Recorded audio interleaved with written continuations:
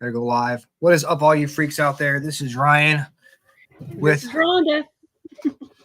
The Orion Effect Yes. and FPRI coming to hang out with us tonight. I certainly appreciate it. Absolutely. Anytime you need help, just let me know. I got hang on. I did some stuff on StreamYard here. Can't get it off. There it is. You changed the background. I don't know if you changed the background for everybody else. Yeah, I did. Different than it was before. Different color. Yeah. I was messing around with it. I tried doing like react videos on like YouTube and stuff, and I couldn't figure out how to get the I do, and then I'd play it back and there was no sound on the YouTube videos. I'm like, what the hell? So finally I figured out you've got to like record it and then upload it. Although maybe you can do it live. I just don't know how to do it. You've got CR in the chat. CR. A little bit of announcement. Yeah, I got a little bit of announcement to make. Austin is, oh God, hang on.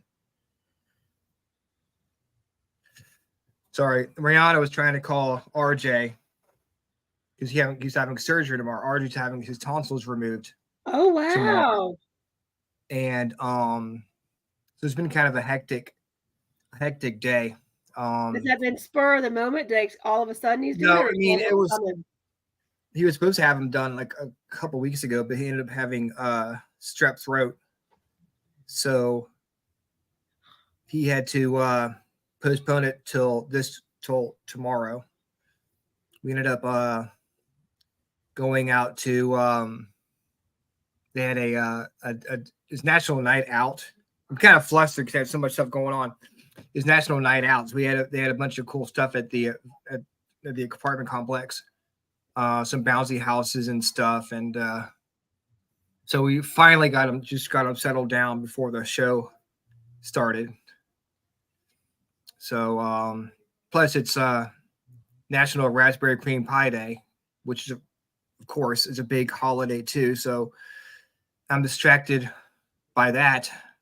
National Night Out, so you could eat your raspberry cream pie. Yes, go out and drink. I've never had raspberry cream pie before. Me either. I can tell you, I've never even knew it was a thing. I didn't know either. Apparently, there's a whole holiday for it. We've been missing out on. We're gonna have to find some and try it. I know. Yesterday was National Orgasm Day. I heard. We just missed it. Just missed it. Oh my goodness. I was listening to a podcast yesterday. It was National Orgasm Day. Damn it. That would have been a perfect holiday for this show. Well, maybe next year. That's what make sure it land on National Orgasm Day. So a little bit of housekeeping here. Austin, who is very busy with Forgotten Explorations and everything he's doing with all that, is no longer going to be co-hosting with me. Oh no! Anymore. Yeah. He's it sucks. Busy guy. He's a busy guy. It's tough when he's got a lot of stuff going on with his family and stuff like that. So my good friend CR is going to be coming on a more full-time basis. He's in the chat right now. So everybody say hi to him. You'll be ACR. Congratulations on a more full-time gig. Yeah, he's awesome. He helps me out a lot with my, if I do live feeds and stuff, if need him in a pinch, he's always there. So I appreciate him coming on, helping me out. And of course, we're happy we'll be having you back on, throughout the course. Sure. We might have 3 hosts.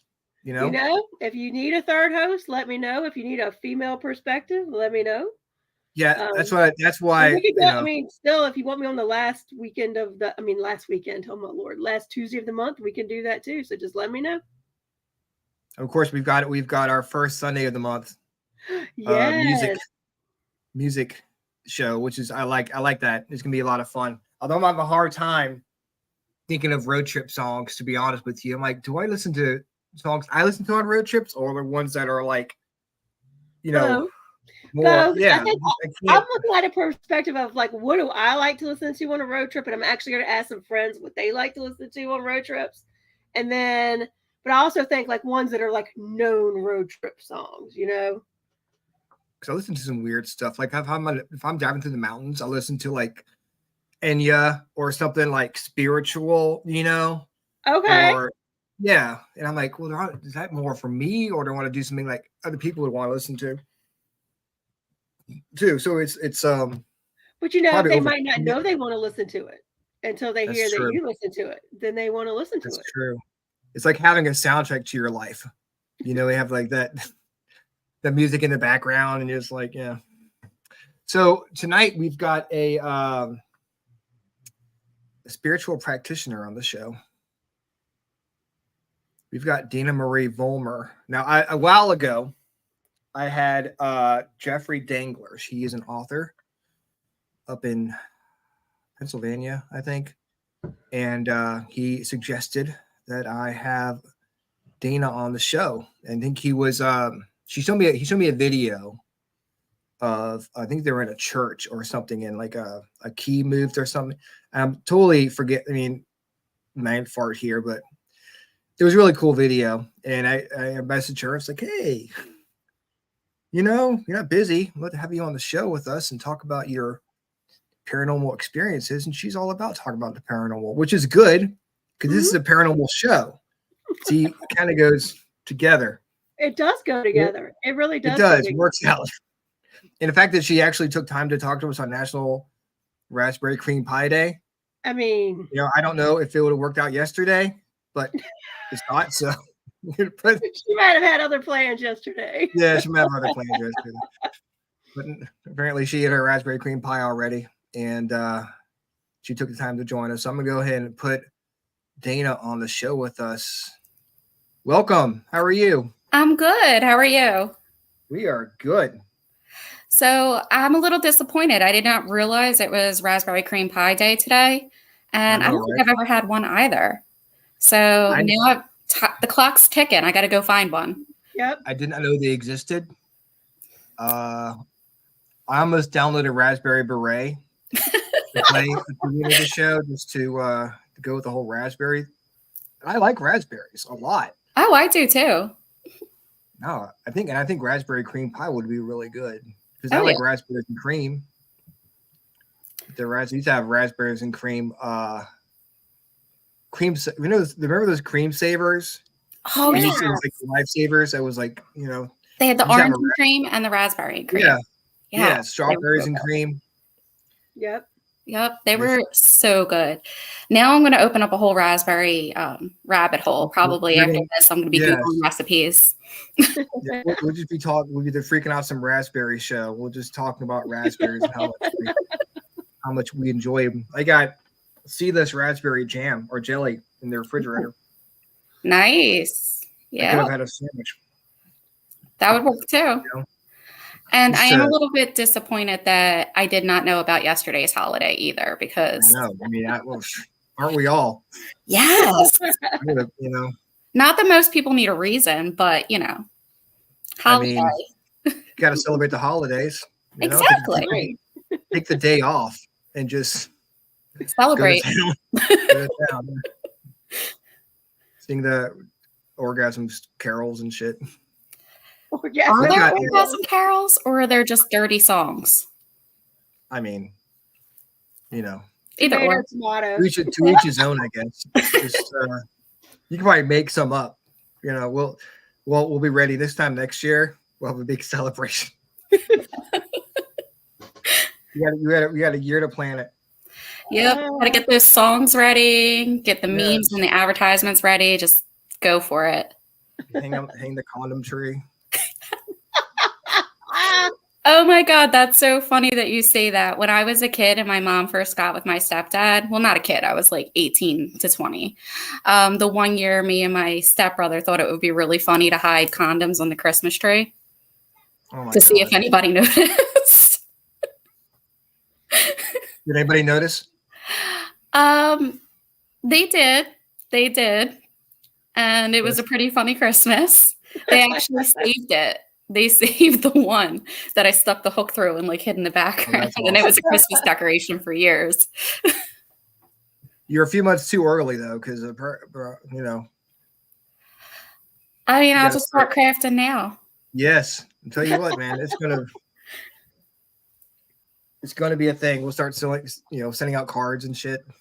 Well, it's perfect because some people keep a Christmas tree and make it a holiday tree. So they do so now August is decorate for orgasm day. It's still July. It's July 31st. Oh, that's right. That's right. Yeah. Yes. So you do half in red, white, and blue. Apparently, I don't know, we're on tangent, but apparently Thursday is National Female O Day. So you guys can have fun with that.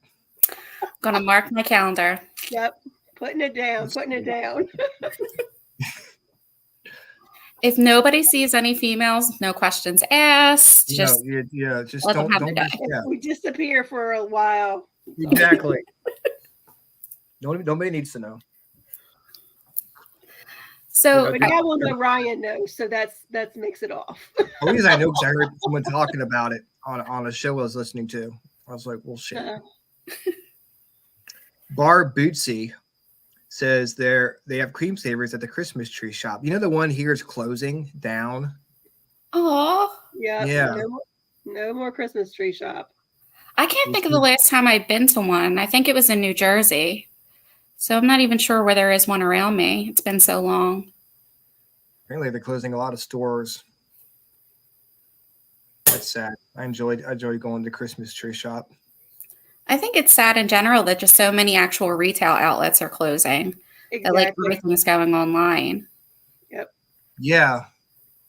It sucks because the stores, I wouldn't say I didn't grow up with a Christmas tree shop, but stores that we used to go to all the time are not going to be there anymore. Yeah. Just a bunch of empty buildings. And then it cuts down so many people's livelihoods too. Like I spent 18 years in retail. Mm-hmm. So I had qualifications to do other things. It was just what I relied on. It was what I fell back on. So to think that so many other people won't have that to fall back on because retail is dying is kind of sad. Yeah. It is. And retail it's a tough job. Yeah. People always hit retail if they needed make extra money or they were in between jobs or something like that. And now that's going to be gone. Yeah. And it's a lot of people think it's beneath you, but I actually learned a lot of really valuable skills working retail that I was able to transfer over to other industries. So that's sad too. How are kids going to learn how to interact with people, how to basic math skills, organizational skills, and all that stuff that you can learn, how to task and all of that if they don't have that retail job available to apply for. Yeah, I mean, it's kind of the wrong attitude to have. People do have it. I don't work in retail, or I don't want to work at McDonald's. I don't want to work in 7-Eleven. I don't want to do these jobs that I feel like are, like you said, beneath me. But you learn people skills. You learn math. You learn stuff you wouldn't necessarily learn in different jobs. Sales and marketing, everything that you wouldn't learn. A lot of people who've started their own business were in retail, so they learned how to do things like budget and market and things like that. Exactly. And there's when I spent my time as a retail manager, there's things like scheduling and understanding, like you said, the budgets, the ordering, the sales, all of these different skills that are so transferable into other industries, like financial industries, office jobs, hospital jobs, things like that. And people don't give it enough credit. And it's not an easy job because everybody treats you like you're less than. But to not have that stepping stone, it makes you worry about where people are going to start and where they're going to, how are they going to build their ladder and end up? Because not everybody starts off working in the field they went to school for. Yeah. That's true. I mean, sometimes it takes a little while to get your foot in the door, and I think a lot of people if they don't have to go out, they'd rather stay home, and it messes up people's social skills as well as, going by what happened with the pandemic, people getting used to not going out places. Yep. And, I didn't mind it, but also it's not something I want to just do on a constant thing. I like going out. I like doing things. I like, getting out the house. Mess up people's social skills. Yeah. People want to interact less and less now. Yeah. I'm guilty of that. Which is sad. But I mean, also we as people, I think, messed that up too, because that's one of my favorites, like people. Because people are just so rude and hard to deal with anymore and things like that. So it's kind of twofold. It's like people are getting more used to not interacting, but then at the same time, people themselves are making people not want to interact because they're so mean and hateful anymore. So I work customer service, but I work from home now. And as soon as I get done, I need 30 minutes of quiet time. I don't want to interact with anybody. And if you can't do it by text, I'm but that's why I say I'm guilty of that. But I still enjoy going out to stores and actually being able to touch things and handle things. I just may not necessarily want you to talk to me while I'm doing it. Yeah. Because I am probably the most antisocial social person. And I think a lot of people are like this now. They want to be social on the internet. They want to be social, by the way that we're doing, the video and things like that. But then to have that actual human interaction, that's where the pandemic kind of messed us all up, because you can text, you can video. But then the other thing is too, I think we don't know how to treat each other now, because it's so much easier to say whatever you're thinking through text or keyboard warrior, where if you actually had to say that to the person, on face to face or even over the phone, it wouldn't be so easy. Yeah. So I feel like we're really losing a lot of ourselves and a lot of our humanity. Yeah. I mean, I feel the same way. I think it's a lot easier to text what you want to say to someone, because it comes out more clear. Like for me, when I sometimes I talk, I trip up over my words and stuff, and I'll forget halfway through what I'm talking about. What was I talking about again? And I can erase the message, or if I send a voice message, I can be like, oh, I messed up, and try it again. It's almost like you're acting and you mess up your lines and you can do it over again. It's basically what's happening in real life. That doesn't, you get one shot at it. I like going out and I like doing things, but I went to King's Dominion yesterday with RJ, and I like being out, but like you said, I don't like necessarily talking to people. I like doing my thing, and just avoiding. I mean, I won't be if you say hi, I'm not gonna be not saying hi to people, and I'll be nice to people, but I'm not seeking it out. Right. I think a lot of people, I don't like talking to me on the phone. I'd rather text than call someone. Before it's oh, I'll call you on the phone. Now I almost feel bad calling someone on the phone. It's oh God, I hope I'm not bothering you. At least when you text someone, they can message you back when they feel when they're not busy. So either of you just kind of stare at your phone when it's ringing and be like, oh my God, what do I do? I don't want to answer. And literally most of the time when you look at your phone and it rings, it's a robocaller or it's spam, because nobody is calling you. Oh yeah, no one. Yeah. If you call me, I answer it. And if they do, and I see it's somebody I know, I'm like, oh my God, what's wrong? Yeah. It's got to be an emergency. It's got to be. My heart skips a beat because I'm like, oh my God, who died? That's exactly what I was going to say. Who died? Who's in the hospital? My heart starts pounding. Hello. I was like, it ends up being my dad telling me to pick up some food or something. But still, it's still the first thought that goes through your mind is, great. Yeah. What happened? So, this is a paranormal show. Okay, let's get back to that. About that, talking about raspberries, orgasms, and every other subject. Peopling. Well, are I watching keep the it show, for a what the hell are living, you talking so about? Yeah, we're just talking about, you talking about anything, man. yeah. We're talking about cream savers. Go the candy rabbit hole. What's your favorite Halloween? Halloween's coming up. I went to Dollar Tree. There's Halloween stuff out at Dollar Tree. You guys excited? Looking forward to was it too early? No, You think never for too Halloween? early. I want to start my spooky season in August. And I think part of the reason for that is number one, well, every day spooky season for me. So Yeah, well, all of us yeah. in the same boat there. And then as a medium too, like some Mhm. people only think about ghosts certain parts of the year. Well, I don't get that luxury. They're just like, hi. They don't take time off between October and August. No, no. Be sitting there and I'll be like, who is that over in the, oh man, I don't want to talk to you right now. You're a person still. I don't care if you're dead. No, But I'm excited too about Halloween coming. The candy, the getting the dress up, the fact that my birthday is a week before Halloween. It's all good. Awesome. Right there, October. Thank you. The best month of the year. I'm October 18th. So October is a great month for me. I'm the 23rd. My dad is the 19th. My husband is the 10th.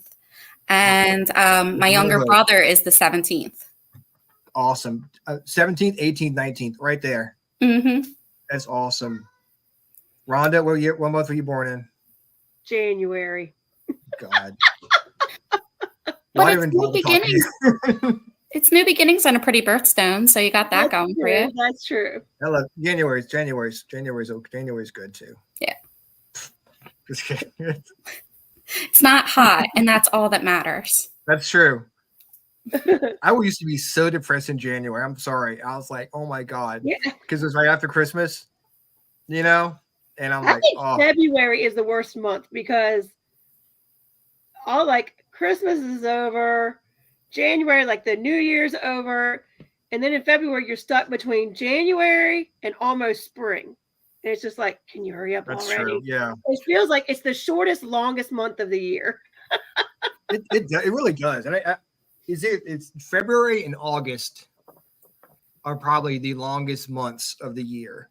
Yeah. Because you're right on the cusp of fall and you're like, oh my God, just one more month of this summer crap. And it's like, we'll be done. And then for February, one more month of this winter crap. And March can be decent, I guess, but it's still spring. Yeah. Even if it doesn't feel like it. Things start blooming though. Like at least it's like not dark and gray anymore. Like you might see grass starting to turn green. Like it's just a little bit better than it feels like February is like the grayest month of the year. Yeah. Now, see, I don't mind the gray months though, because I don't mind nighttime. Like, yeah, I like the sun, but I'm much more of a moon girl. So I'd rather be able to have more time to like look up at the stars and look up at the moon. Am I freezing? Yes. Am my hands and feet blue? Probably. But I don't mind it. Like there's something about heat that I just can't deal with and I get miserable. So I'd rather just have the colder months. Fall and spring are ideal, but if I have to deal with winter over summer, I'd probably choose winter. These past few days here, I don't know how it was up there. You're in Pennsylvania, right? Mm-hmm. Okay. Down here in Virginia, it was like so hot. And, I know it's summertime. That's what happens in the summertime. And it gets hot. But these were insanely hot days. And it just reminded me of how much I hate the summer. And I'd rather be cold. I'd rather, But then talk to me in February. And I'll be like, I hate this shit. This is so cold. I wish it was summer. I'm never satisfied when it comes to like extreme temperatures. It's extremely cold. I wish it was summer. It's extremely. That's just human nature. Well, at least I'm not the only one. Yeah. So, sorry, I didn't mean to interrupt. No, you're fine. So let's go back. Let's start. How did you get into the paranormal? Okay. Like what got you into this lifestyle and stuff? Okay. So when I was little, I used to hear children giggling in my bedroom. I used to see a man standing at my doorway, and I used to see shimmering silhouettes of people in like rooms and doorways. And at first, like other people were experiencing similar things around me, so I thought it was normal. And then eventually I caught on that that wasn't normal. And I remember like staying at my mom's friend's house, like if she babysat me, they lived across the street from a cemetery. And I would be sleeping in one of the front bedrooms that overlooked the cemetery, and I would see people walking there, but nobody would see them. So eventually, when I started to catch on that the things that I just knew for no reason, the things that I seen, the things that I felt, the things that like I understood about the world were not normal necessarily, was when I started to realize that there was more to the world, and I started looking into other things. Like when I was in high school, I started looking in the Wicca, just kind of like delving and dabbling, and like started back and forth. And I think it was I blocked a lot of my abilities from, I'd probably say like teens to like mid-20s. But when everything came back full force is when I was really like, all right, I got to do something about this. And that really just full force pushed me right into everything paranormal, because I had already been living it. So why not just see if I can help people, or see if I can make my life more understandable to me. Is that kind of what you went through, Rhonda, when you with your abilities? Yeah, I mean, it's definitely a progression. I definitely the part where you shut it all out, and then whatever happens that brings it back, you get going. I didn't delve immediately into the paranormal because I had a couple of my mentors that wanted nothing to do with the paranormal, like at all. They just wanted to do what they did. And then actually one of my mentors, she wasn't in the paranormal, and now she's very much in the paranormal. I had always been curious about the paranormal.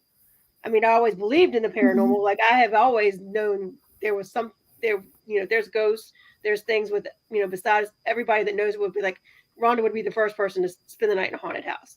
But when it finally came about, it's like, you know what? I'm kind of really interested in this. Is it really something I need to be worried about? And then one of my mentors got into the paranormal. I was like, okay, I think I'm ready to bridge this gap, and started doing some, just attending investigations. And that got me started. And then once you get started, and I don't know if you feel that way, Dana, but it's definitely a different read. It's reading the paranormal. It's a different connection. Oh yeah. Really cool. I feel like I'm still getting my ground about it because it's different. It is different. And like I started off, so it was more just like a parlor trick for me that I would like do for my friends, because I didn't want to be labeled as like different or crazy because, oh, she thinks she's a psychic, or she thinks she's this or that. Because it's like, yeah, there's a whole big, beautiful, supportive community for people with abilities, but then there's also just as much skepticism and backlash, like if you come out and you say something like that. So it was more like a parlor trick for me. Oh, I can read your house. I can tell you that 2 hours ago, someone had an argument in this room and someone walked out, or that your grandmother used to live here and she looked like this.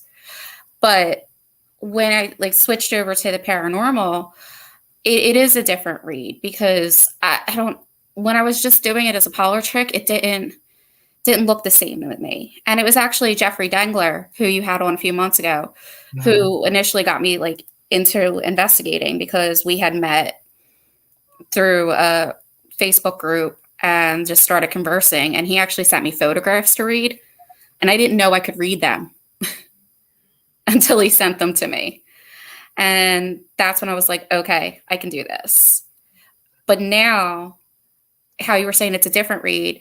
So when I go to like anything that's like paranormal related and I'm starting to read, I describe it as looking through a glass onion. I don't know if this is like makes sense. So it's like, imagine a whole bunch of panes of dirty glass, and each one is like a different time. And it's almost like I have to clean the glass or like a layers of an onion, and almost like zoom in onto which one I need to read for that location. And I never had to do that until I started doing anything paranormal. That does make sense. I find that, like you were talking about, that you rely on different things.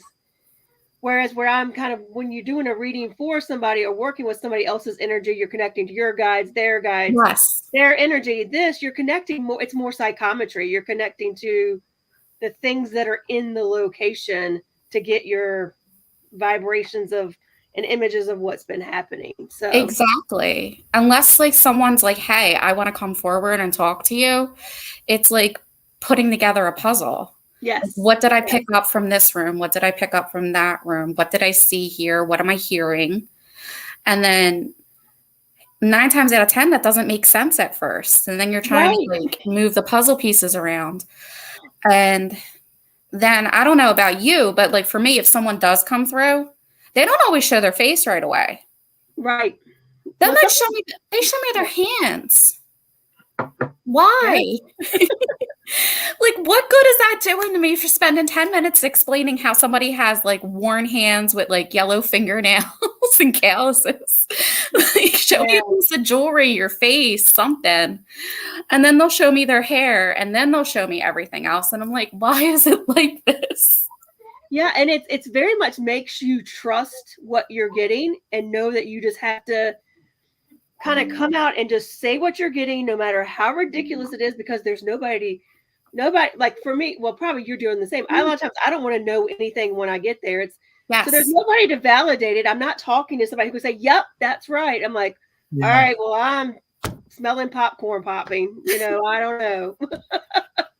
No, I'm very much of a true believer in doing blind readings. And it's because of a few things. Like I've actually seen people like swindle people, get information and then do like a cold reading with the information they had from the conversation before, and then charge them like $200 for like a reading when they're really just regurgitating and reading the body language. So that just doesn't sit well with me. And then the other thing is like, if you tell me anything before I go into a location or before I read a photograph, or even if before I do like a tarot reading or something, if I know anything, then who's to say that either A, I'm trying to connect dots that aren't there because of what I know, or B, that I've been pre-influenced. So even though I might not remember what you told me, I'm in my head, I know it's there subconsciously, and that's why I'm saying it. And so I have to go blind. And I'll sit there and I'll be like, does that make sense? Does that make sense? Like, I don't feel like I'm making sense. Because you're probably not in your head because it's not meant for you. Well, I mean, it's meant for you to hear, but it's not meant for you. It's meant for wherever you're telling it to. So if you make a story up that you have no knowledge of, it wouldn't make sense to you, but hopefully it makes sense to the people who you're talking to. Yeah, that's exactly it. But it's still so I hate that I do it blind, but then that's the only way that I feel like my integrity is not compromised. And it's the only way I know I'm not crazy. How hard is it to get over that, to get past the whole I'm gonna sound crazy to these people, but I don't care. I think that's the hardest part. Would be like I'm afraid I'm gonna sound stupid, or maybe I'll say something that's gonna piss them off, or something like that. What does it take to get over that fear for you? A couple years. It was me meeting people who were encouraging and like testing me. Like perfect example. To go back to Jeff, I tell him all the time he threw me in the swimming pool with no swimmies. Because we were at a farm and he was like, do you want to go check out the barn? And I'm like, yeah, sure. Next thing I know, he whips out a camera and is like, go do your thing. And I'm like, what if I'm wrong? And you've got it on camera. I'm like panicking, like that's never going to go away. Like, I still don't know if I'm not crazy. Like, what's going on here? And so I actually turned out to pick up things there. And then like from time to time, it'll be like people just sending me, oh, can you read this photograph for me? or like I'll do different exercises where people will be like, where am I? And I didn't know I could remote until doing those exercises. And I didn't know I could read photographs. And when I started doing readings, like really doing tarot readings, and I'm just babbling like a fool. And they're like, oh my God, can I tell you? Can I tell you now? And then they give this whole story that makes sense. So it took a couple years of that for me to be like, you know what? There's something to this. I got this. Yes, I got this. It takes a while to trust yourself. Yes. And then what you're getting is real. It years. And then when you're in the paranormal, I think the best thing is when your team and who you work with, you get that comfort level with them where, at least with mine, I can just say, hey, John, I'm here in the name Henry. And he'll just take that and run with it. And if it comes up, it comes up. If it doesn't, it doesn't. But he's okay with trying out with whatever pops out of my mouth. You know what I mean? Yeah. Or if I say, hey, I feel like we should put a REM pod over there, he's like, okay, you know what? Let's try it. So it's knowing that the team you're with trusts you too. Very much so. And that they get that you're human, so you're not always going to be right. You know what I mean? You're still a human being. Not every medium is right 100% of the time. Nope. And plus sometimes you'll get readings, you'll get stuff that maybe seems one way during that point of view, but then you go back, look at it, it'll mean something completely different. Yeah. And that's the hardest thing, when you are your own barometer and you are your own. It's not like having like a REM pod or a camera or a recorder or like a thermometer out there where you can literally interpret it. And there's only like maybe 1 or 2 ways to interpret what you're getting. When you're an actual human and you're processing all this information that's like extrasensory, sometimes you're going to be wrong. Like the information might be right, but we're human. We might not process it right. Or you might come back to it like 6 months later and be like, oh my God, why didn't I connect those dots? Yeah. Once you get past and you get to a different perspective and you take a few steps back and you're like, oh, well, yeah, maybe it meant this. And then you can call them up if you can get in touch with a person. Like, well, have you looked at it from this point of view? And they're like, oh, yeah, that makes sense. Well, that really even happens for a sitter. So whoever you're reading from, a lot of times it's happened to me. Like I've had somebody doing a reading for me and they come up with something. I'm like, no, I don't get that. And then, 2 months later, I'm like, oh, I know who that person is. Or I know what that awake at night and like, you know what I mean? Oh, so it's like, oh yeah, okay, yeah. Yeah, you suddenly realize what they were talking about. Like, yep. I've had that happen too. And then I don't know about like if with you, Rhonda, like doing readings for other people where like a month or 2 or a couple weeks later, they're like, oh my God, I just have to tell you. And you're like, okay, good. I'm glad that worked out. Yeah. Yep. And that's, I'll tell people a lot of times, like, look, what I say may not make sense. Give it 2 weeks, give it 2 months, and then get back to me. But always give me feedback, because if I'm not right, I want to know so I can adjust myself. Yeah, because like a lot of times things right away when you get a bunch of information at the same time, and take all this stuff in, and even when you're receiving it, or it may, like you said, may not make sense because your mind's trying to get a grasp on it.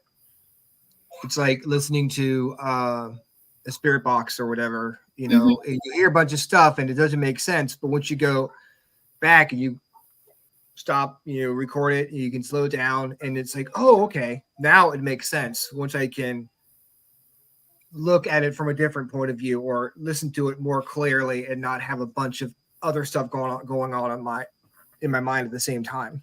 Yeah. That's why sometimes I've actually taken to like writing things down on my notepad on my phone, because I get physical sensations as well. So like I just get hit with the gambit. Like I'll get smells, I'll hear things clairaudiently, I'll see things. Then I start getting like physical feelings. Like the one book that Jeff had written about the Minersville Mansion, I had actually gone to there on a Halloween where they had an open house. And I'm sitting in the basement, like literally feeling like someone was spreading open my ribs and like having a hard time breathing. And then in a different part of the house, I just got this immense headache. And later on, they found like tools in the like medical tools in the basement. So that kind of made sense with like the feeling I was getting. And there was like other things going on there. I mean, a doctor owned the house and also there's a lot of reasons. And then like, but you get so overwhelmed because how do you put together those physical sensations? How do you put together like everything? It's so hard to process and it's like literally overwhelming. Like sometimes I know for myself, I might have to like sit there and just ground myself in the middle of whatever because it's coming so hard or so fast, or just one thing gets stuck and I'm like, why am I stuck on this? And why am I so overwhelmed by this? So, I mean, I've gotten better at processing it and maintaining cool and not having people realize that I'm internally like panicking or struggling, but it makes me wonder why spirits feel the need to make you feel the pain that they felt or was going on in that particular house, the Minersville Manor, instead of just saying, hey, this is what happened. You don't need to show me, just tell me and I'll be okay with it. I will understand. You don't need to actually, I don't understand why they feel the need to, okay, I'm really drive home the point here, what I'm talking about. I'm going to rip your ribs open just so you know exactly what I'm talking about. Well, you can just tell me, I'll be fine. I get you. I don't know if it's just like the way us as humans process information, like maybe we're actually being showed the scene or something, but our body, because our body, like especially if you're sensitive and your body's operating on a different level, you might actually take that vision a little too literally when your body's processing it, is what I think. Because sometimes I'll see things and then sometimes I'll feel things. But it really all depends. Like I did a reading recently where a family member came through to the individual, like for the individual like that I was reading for. And I was so confused on how he passed. Because I kept getting all these sensations like all over here. And then, and I was like, I don't, there's like all these pains. And then I'm like, but I also feel like he got hit by a car. Turned out the individual was hit by a car. But if you can kind of put the finger, something happened before that.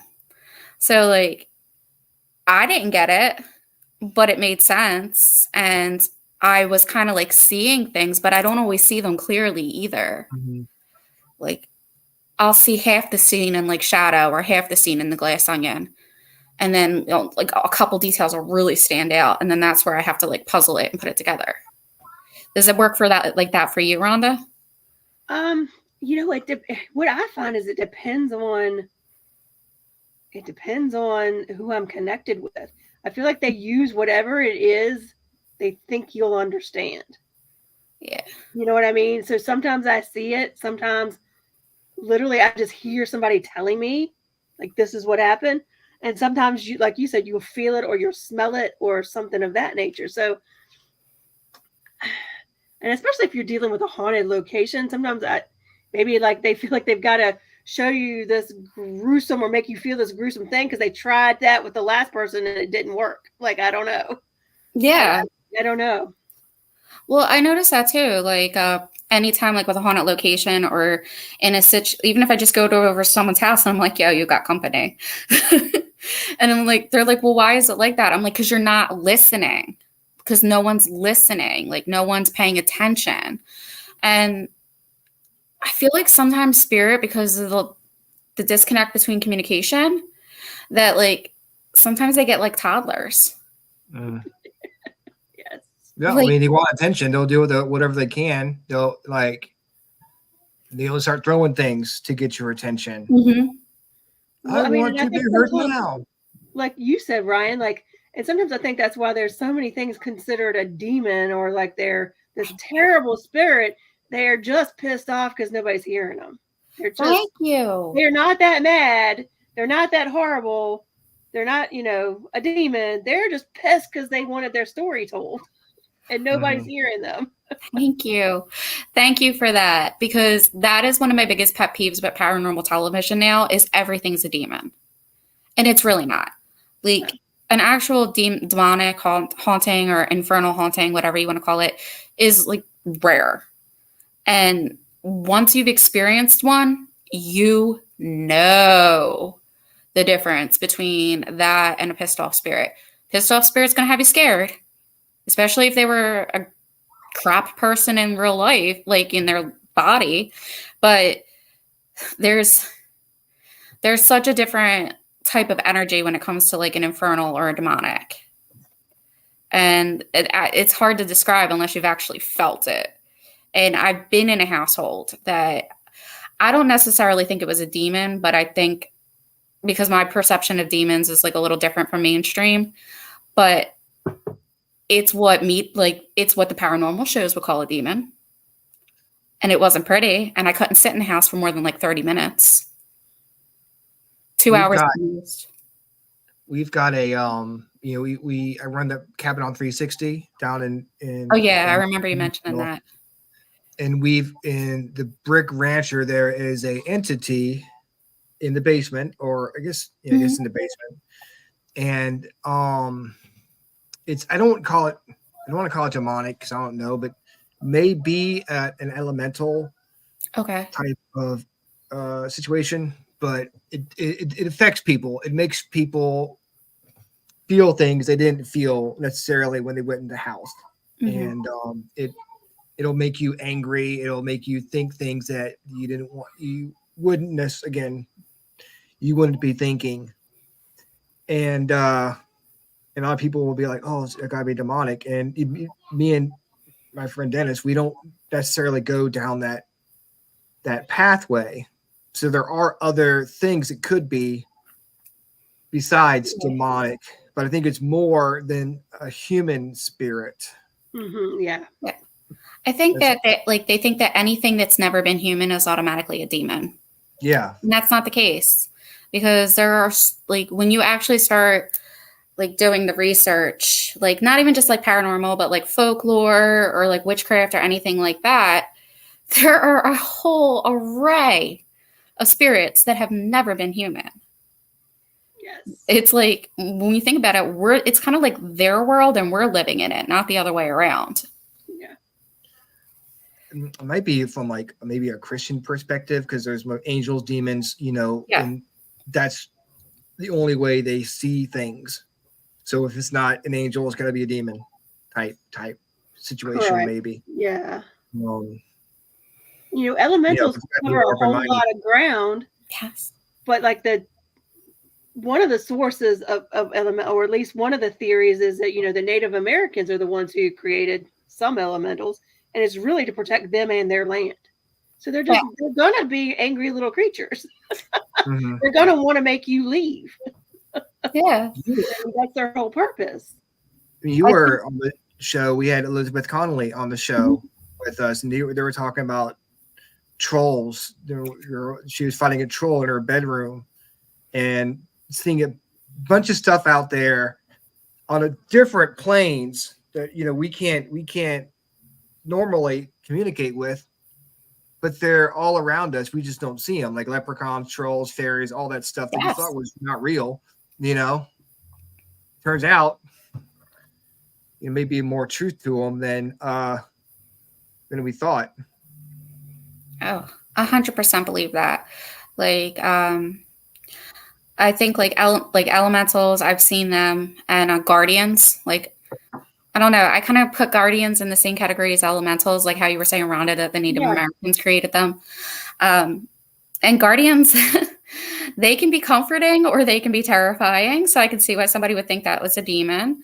The Fae, they can wreak havoc and make you think that you're losing your mind, like the way people think like of a demonic. And like, I'm trying to think like the jinn-like spirits, like it's the same thing. Yeah. And I think like people who just like you were saying, Ryan, with the the Catholicism and the Christianity, like they've kind of categorized it as so black and white. And I really think there's so many shades of gray, especially if you have abilities and you start opening up or get forced open or whatever, then you start realizing like, that's not a person I'm feeling. What is that? Right. And I think that's the whole thing into the paranormal. That was the cabin was the first place where I went in and said, I don't know what this is. It's not human, and I don't even know what it is. Like, I don't know what to call it. I don't know. Mm-hmm. And you start going down, and there's not a lot. I mean, you can start reading things, and you're like, okay, was it a shapeshifter? Is it a this? But like, there's so many rabbit holes then to go down that I didn't even realize existed, even having worked with spirit. You know? Yeah, because when you work with spirit, you only know the spirit you worked with. Yep. Something new pops up and it's like meeting a person that kind of freaks you out. You're like, what is this? Yeah. I don't know how to interact with you. Are there rules? It is hard. You said it's hard meeting new people, like people, regular people. But then you meet something like a new kind of spirit. You're like, okay, well, you say, I don't know how to, and I don't know what's the right. Or do I want to interact with you? Yeah. Or am I going to offend you? I don't know how to, what's the correct way to like you said, interact or, communicate with a particular spirit. I think, when way before like religion, everything took over, maybe we were more apt to be able to communicate with these spirits. And then I guess religion or church took over and made it so we felt guilty about it, or we kind of shut that part out. So now we're trying to open the door back up again, but we're not sure exactly how to do it. Yeah. I totally agree. Like, I feel like that line of thinking has been so detrimental to so many people's abilities. Mm-hmm. So where like they're like essentially shutting down from birth, where I personally believe that everybody can do it to some degree. That I mean, like I do too. Like I've had a couple mentors tell me that they've said everybody's psychic, and everybody's a medium to the effect they can communicate with their own loved ones that have passed. And I'm like you. I kind of believe it's a muscle. And you either train it or you don't. Yeah. I feel like, all right, so like people like us who are, mediums, gifted, whatever you want to call it, sensitives, whatever name you want to throw on it.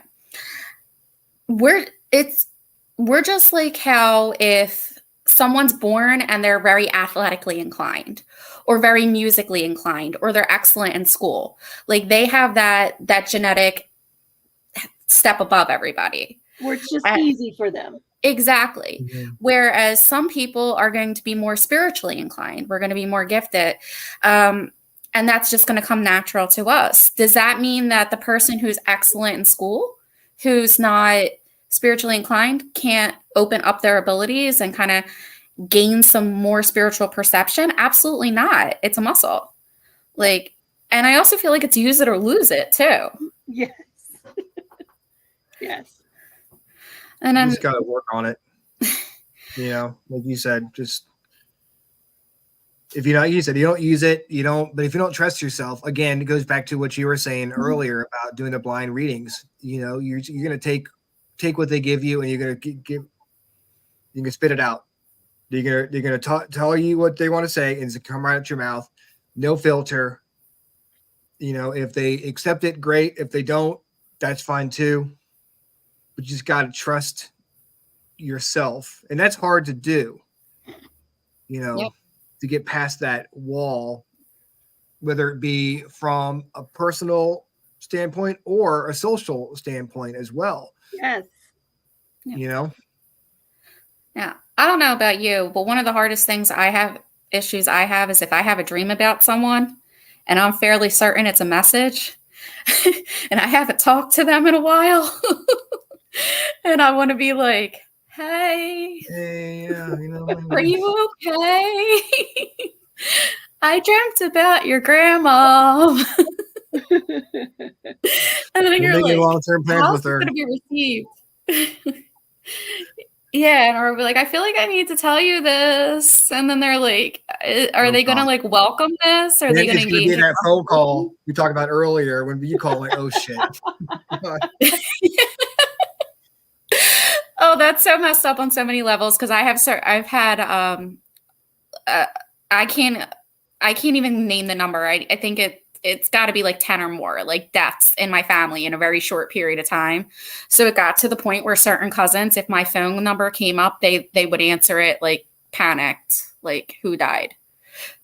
But I also don't call anybody either. So if I'm calling you, you call somebody, and it's something that's gonna be, oh God. Yeah, there's maybe Talk radio. Goodbye. Well, Blog Talk is now over. Okay. Now into the after party. What? So before we go any farther, I got to do a plug here. So I told Jeffrey Dangler's daughter to do a plug for her. Your candles are awesome. Her Dutch country soy candles. There's RJ. Ooh. Are those the candles you had that you showed, like you posted about? Yes. Ooh. They're awesome.